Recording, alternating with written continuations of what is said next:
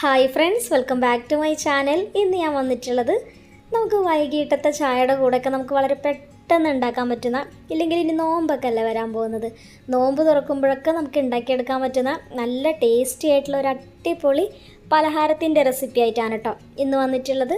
വളരെ കുറഞ്ഞ സമയം മതി നമുക്കിത് വീട്ടിൽ ഉണ്ടാക്കിയെടുക്കാനായിട്ട്. നല്ല അപാര ടേസ്റ്റുമാണ്. അപ്പോൾ വീഡിയോയിലോട്ട് പോകുന്നതിന് മുന്നേ നിങ്ങൾ ആദ്യമായിട്ടാണ് എൻ്റെ ചാനൽ കാണുന്നതെങ്കിൽ ഇതുവരെ സബ്സ്ക്രൈബ് ചെയ്തിട്ടില്ലെങ്കിൽ ഒന്ന് സബ്സ്ക്രൈബ് ചെയ്ത് സപ്പോർട്ട് ചെയ്യണം കേട്ടോ. പിന്നെ റെസിപ്പിയൊക്കെ ഇഷ്ടമാവുകയാണെങ്കിൽ ഒന്ന് ലൈക്ക് ചെയ്യുക. പിന്നെ നിങ്ങളുടെ അഭിപ്രായമൊക്കെ താഴെ കമൻറ്റ് ബോക്സിലും കൂടി എഴുതി അറിയിക്കണേ. അപ്പോൾ നമുക്ക് സമയം കളയാതെ പെട്ടെന്ന് തന്നെ ഈ ഒരു അടിപൊളി റെസിപ്പി എങ്ങനെയാണ് ഉണ്ടാക്കാമെന്ന് നോക്കിയിട്ട് വന്നാലോ. അതിന് വേണ്ടിയിട്ട് നമുക്ക് ആദ്യം തന്നെ ഒരു ഫില്ലിങ് റെഡിയാക്കി എടുക്കണം. അപ്പോൾ ഒരു പാനിലേക്ക് 1.5 ടേബിൾ സ്പൂൺ എണ്ണ ഒഴിച്ചു കൊടുക്കാം. എണ്ണ ചൂടായിട്ട് വരുന്ന സമയത്ത് ഇതിലേക്ക് ഞാനിവിടെ 2 സവാള ഇതുപോലെ ചെറുതായിട്ട് ഒന്ന് അരിഞ്ഞെടുത്തിട്ടുള്ളതാണ് കേട്ടോ, അത് ഇതിലേക്ക് ചേർത്ത് കൊടുക്കാം. ഇനി സവാള നന്നായിട്ട് തന്നെ ഒന്ന് വഴറ്റിയെടുക്കാം. അപ്പോൾ ഇതിലേക്ക് കുറച്ച് ഉപ്പ് ചേർത്ത് കൊടുക്കുന്നുണ്ട് കേട്ടോ, പെട്ടെന്നൊന്ന് വാടി കിട്ടാനായിട്ട്. എന്നിട്ട് നന്നായിട്ട് തന്നെ ഒന്ന് വഴറ്റിയെടുക്കാം. സവാള ഇതേപോലെ ഒന്ന് വാടി വരുന്ന സമയത്ത് ഇതിലേക്ക് 2 പച്ചമുളക് ഇതുപോലെ ചെറുതായിട്ട് അരിഞ്ഞതും 1/2 ടീസ്പൂൺ ഇഞ്ചി വെളുത്തുള്ളി പേസ്റ്റും കൂടി ചേർത്ത് കൊടുക്കാം. ഇനി ഇഞ്ചി വെളുത്തുള്ളിയുടെ പച്ചമണം മാറുന്നത് വരെ ഒന്ന് വഴറ്റി കൊടുക്കാം. പച്ചമുളക് ചേർത്ത് കൊടുക്കുന്ന സമയത്ത് നമുക്ക് എത്രയാണോ എരിവ് വേണ്ടത് അതിനൊക്കെ അനുസരിച്ചിട്ട് നോക്കിയിട്ട് ചേർത്ത് കൊടുത്താൽ മതിയാവും കേട്ടോ. ഇപ്പോൾ ഇഞ്ചി വെളുത്തുള്ളിയുടെയൊക്കെ പച്ചമണമൊക്കെ നല്ല പോലെ മാറി വന്നിട്ടുണ്ട്. ഇനി ഇതിലേക്ക് നമുക്ക് കുറച്ച് പൊടികൾ ചേർത്ത് കൊടുക്കാം. ആദ്യം തന്നെ 1/4 ടീസ്പൂൺ മഞ്ഞൾപ്പൊടി ചേർത്ത് കൊടുത്തിട്ടുണ്ട്. പിന്നെ 1/2 ടേബിൾ സ്പൂൺ എരിവുള്ള മുളക് പൊടി ചേർത്ത് കൊടുക്കാം. പിന്നെ 1/2 ടേബിൾ സ്പൂൺ മല്ലിപ്പൊടി ചേർത്ത് കൊടുക്കാം. കൂടെ തന്നെ ഒരു 1/4 ടീസ്പൂൺ ഗരം മസാല ചേർത്ത് കൊടുക്കുന്നുണ്ട് കേട്ടോ.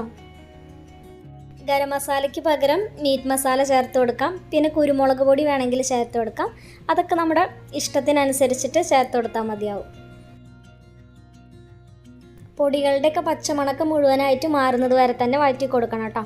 അപ്പോൾ ആദ്യം കുറച്ച് ഉപ്പല്ല ചേർത്ത് കൊടുത്തിട്ടുള്ളൂ. ഇനി ഈ ഒരു മസാലയിലേക്ക് ആവശ്യത്തിന് വേണ്ട ഉപ്പും കൂടി ചേർത്ത് കൊടുക്കാം. കൂടെ തന്നെ കുറച്ച് മല്ലിയില ചെറുതായിട്ട് ഇതുപോലെ ഒന്ന് അരിഞ്ഞെടുത്തിട്ടുള്ളതാണ്, അതും കൂടി ഇതിലേക്ക് ചേർത്ത് കൊടുക്കാം. മല്ലിയില എന്തായാലും ചേർത്ത് കൊടുക്കാം കേട്ടോ, അപ്പോഴാണ് നല്ലൊരു ടേസ്റ്റും ഫ്ലേവറൊക്കെ ഉണ്ടാവുക. ഇപ്പോൾ നമ്മുടെ മസാല ഇവിടെ റെഡി ആയിട്ടുണ്ട്. ഇനി നമുക്കിത് ഫ്ലെയിം ഓഫാക്കിയിട്ട് തണുക്കാനായിട്ട് മാറ്റി വയ്ക്കാം. ഇനി ഇതിലേക്ക് ഒരു ബാറ്റർ റെഡിയാക്കി എടുക്കേണ്ടതായിട്ടുണ്ട്. അപ്പോൾ ഒരു മിക്സിയുടെ ജാറിലേക്ക് 2 കോഴിമുട്ട പൊട്ടിച്ചിട്ട് ഒഴിക്കാം.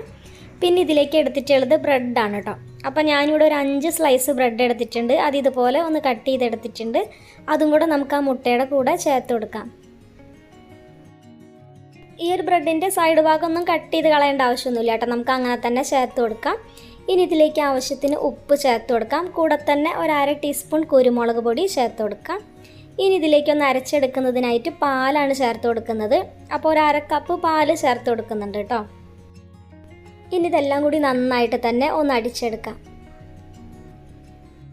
അപ്പോൾ ഇതേപോലെ നല്ലപോലെ അടിച്ചെടുത്ത് കൊണ്ടുവന്നിട്ടുണ്ട്. അപ്പോൾ ഇത് കുറച്ച് തിക്കായിട്ടാണ് കേട്ടോ വേണ്ടത്. അപ്പോൾ അടിക്കുമ്പോൾ ലൂസായി പോയിട്ടുണ്ടെങ്കിൽ കുറച്ച് ബ്രെഡും കൂടി ചേർത്തിട്ടൊന്ന് അടിച്ചെടുത്താൽ മതിയാവും. ഇനി ഇതിലേക്ക് മൈദ കൂടി ചേർത്ത് കൊടുക്കാനായിട്ടുണ്ട്. അപ്പോൾ 1/2 കപ്പ് മൈദ ഇതിലേക്ക് ചേർത്ത് കൊടുക്കുന്നുണ്ട് കേട്ടോ. എന്നിട്ട് ഒന്നും കൂടെ അടിച്ചെടുക്കാം. നമ്മൾ ആദ്യം ബ്രെഡൊക്കെ അടിച്ചെടുത്തില്ലേ, ആ ഒരു സമയത്ത് തന്നെ മൈദ ചേർത്ത് കൊടുത്താൽ മതി കേട്ടോ. അപ്പം ഞാൻ ചേർത്ത് കൊടുക്കാനായിട്ട് വിട്ടുപോയിട്ടുള്ളതാണ്. ഇപ്പോൾ ദാ ഇതേപോലെ അടിച്ചെടുത്ത് കൊണ്ടുവന്നിട്ടുണ്ട്, കണ്ടില്ലേ. ഇതേപോലെ കുറച്ച് തിക്കായിട്ടാണ് നമുക്ക് ഈ ഒരു ബാറ്റർ വേണ്ടത്. ഇനി ഇത് ഉണ്ടാക്കാനായിട്ട് ഇതുപോലെ ഒരു പഴയ ദോശപ്പാൻ എടുത്തിട്ടുണ്ട്. അതിൻ്റെ മേലാണ് കേട്ടോ നമ്മൾ ഉണ്ടാക്കുന്ന സോസ് പാൻ വെച്ച് കൊടുക്കുന്നത്. ഡയറക്റ്റായിട്ട് വെക്കുകയാണെങ്കിൽ കരിഞ്ഞു പോകാനായിട്ടുള്ള ചാൻസ് ഉണ്ട്. ഇനി ഇതിലേക്ക് കുറച്ച് നെയ്യൊന്നും സ്പ്രെഡ് ചെയ്ത് കൊടുക്കുന്നുണ്ട്. അപ്പോൾ നമ്മൾ റെഡിയാക്കി വരുന്ന സമയത്ത് അടിക്ക് പിടിക്കാതിരിക്കാനായിട്ടാണ് കേട്ടോ.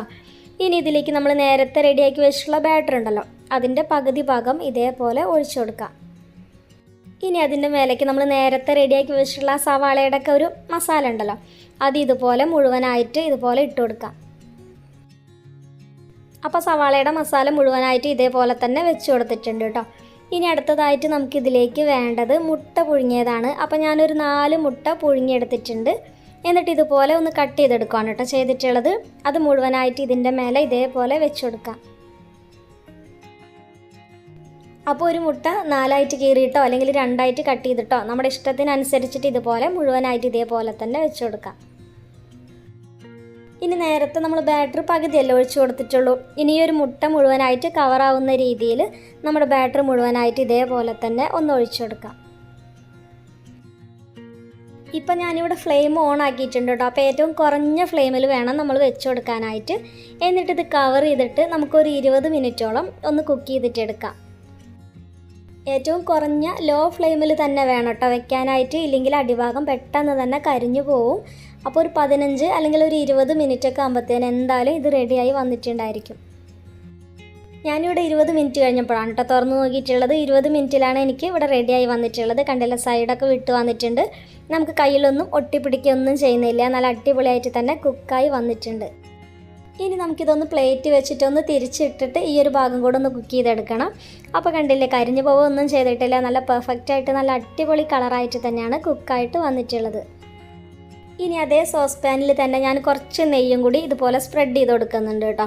എന്നിട്ട് നമുക്കിതിൻ്റെ അപ്പുറത്തെ സൈഡും കൂടെ ഒന്ന് കുക്ക് ചെയ്തെടുക്കണം. അപ്പോൾ ഇതേപോലെ ഇതിലേക്ക് വെച്ച് കൊടുക്കാം. അപ്പോൾ ഇതിൻ്റെ മേലെയും കുറച്ച് നെയ്യൊന്ന് സ്പ്രെഡ് ചെയ്ത് കൊടുക്കുന്നുണ്ട്. ഇനി ഏറ്റവും കുറഞ്ഞ ഫ്ലെയിമിൽ 1 മിനിറ്റോളം വെച്ചാൽ മതിയാവും കേട്ടോ. അപ്പുറത്തെ ഭാഗം ഒന്ന് നമുക്കൊന്ന് കളറൊക്കെ ഒന്ന് മാറി വന്നാൽ മാത്രം മതി. അപ്പോൾ ഒരുപാട് നേരമൊന്നും വെക്കേണ്ട ആവശ്യമില്ല. അപ്പോൾ 1 മിനിറ്റ് കഴിഞ്ഞപ്പോഴത്തേന് ഞാനിവിടെ തുറന്ന് നോക്കിയിട്ടുണ്ട്. ഇനി നമുക്കിതൊന്ന് ചൂടാറാനായിട്ട് മാറ്റി വയ്ക്കാം. അപ്പോൾ ചെറുതായിട്ട് ചൂടാറിയിട്ട് വരുമ്പോൾ നമുക്ക് പ്ലേറ്റിലോട്ട് മാറ്റാം. അപ്പോൾ നമ്മൾ നെയ്യൊക്കെ സ്പ്രെഡ് ചെയ്ത് കൊടുത്തത് കൊണ്ട് തന്നെ നമുക്ക് സൂപ്പറായിട്ട് ഇതുപോലെ പെർഫെക്റ്റായിട്ട് തന്നെ വിട്ട് വരും കേട്ടോ. അപ്പോൾ കാണുമ്പോൾ തന്നെ അറിയാലോ, കരിഞ്ഞു പോവുകയൊന്നും ചെയ്തിട്ടില്ല. നമുക്ക് നല്ല അടിപൊളിയായിട്ട് പെർഫെക്റ്റായിട്ട് തന്നെ റെഡി ആയിട്ട് വന്നിട്ടുണ്ട്. അപ്പോൾ വളരെ എളുപ്പമല്ലേ, നമുക്ക് ചായയുടെ കൂടെയൊക്കെ നമുക്ക് സിമ്പിളായിട്ട് ഉണ്ടാക്കിയെടുക്കാവുന്നതേ ഉള്ളൂ. ഇനി നോമ്പൊക്കെ അല്ലേ വരാൻ പോകുന്നത്. അപ്പോൾ നോമ്പ് തുറക്കുന്ന സമയത്തൊക്കെ സ്നാക്സൊക്കെ ഉണ്ടാക്കുന്ന കൂട്ടത്തിൽ ഇത് തീർച്ചയായിട്ടും നിങ്ങളൊന്ന് ട്രൈ ചെയ്ത് നോക്കാം കേട്ടോ. ഇനി നമുക്കിത് ഇഷ്ടമുള്ള ഷേപ്പിൽ കട്ട് ചെയ്തെടുക്കാം. അപ്പോൾ നമ്മൾ നേരത്തെ ഉള്ളിയുടെ മസാല ഉണ്ടാക്കിയല്ലോ, അപ്പോൾ അതിൽ നമുക്ക് വേണമെങ്കിൽ ചിക്കനൊക്കെ വേവിച്ചിട്ട് കട്ട് ചെയ്തിട്ട് അങ്ങനെ വേണമെങ്കിലും ഇടാം. നമ്മുടെ ഇഷ്ടത്തിനനുസരിച്ചുള്ള ഫില്ലിങ്ങൊക്കെ റെഡിയാക്കി എടുക്കാം കേട്ടോ. അപ്പോൾ ഇത്രയേ ഉള്ളൂ. സിമ്പിളായിട്ടുള്ള ഈ റെസിപ്പി നിങ്ങൾക്ക് ഇഷ്ടമായിട്ടുണ്ടെങ്കിൽ ഒന്ന് ലൈക്ക് ചെയ്യാം കേട്ടോ. പിന്നെ നിങ്ങളുടെ അഭിപ്രായമൊക്കെ താഴെ കമൻറ്റ് ബോക്സിൽ എഴുതി അറിയിക്കണേ. പിന്നെ ഇതുവരെ ചാനൽ സബ്സ്ക്രൈബ് ചെയ്തിട്ടില്ലെങ്കിൽ ഒന്ന് സബ്സ്ക്രൈബ് ചെയ്ത് സപ്പോർട്ട് ചെയ്യാം കേട്ടോ. പിന്നെ ഈ ഒരു വീഡിയോ നിങ്ങളുടെ ഫാമിലിക്കും ഫ്രണ്ട്സിനും കൂടെ ഒന്ന് ഷെയർ ചെയ്ത് കൊടുക്കാം കേട്ടോ. അപ്പോൾ ഇതുപോലുള്ള ഒരുപാട് ഈസി റെസിപ്പീസൊക്കെ ഡെയിലി അപ്ലോഡ് ചെയ്യുന്നുണ്ട്, അതൊക്കെ കണ്ടു നോക്കണേ. അപ്പോൾ ഇനി നമുക്ക് നാളെ വേറൊരു അടിപൊളി വീഡിയോ ആയിട്ട് വീണ്ടും കാണാം. Thanks for watching.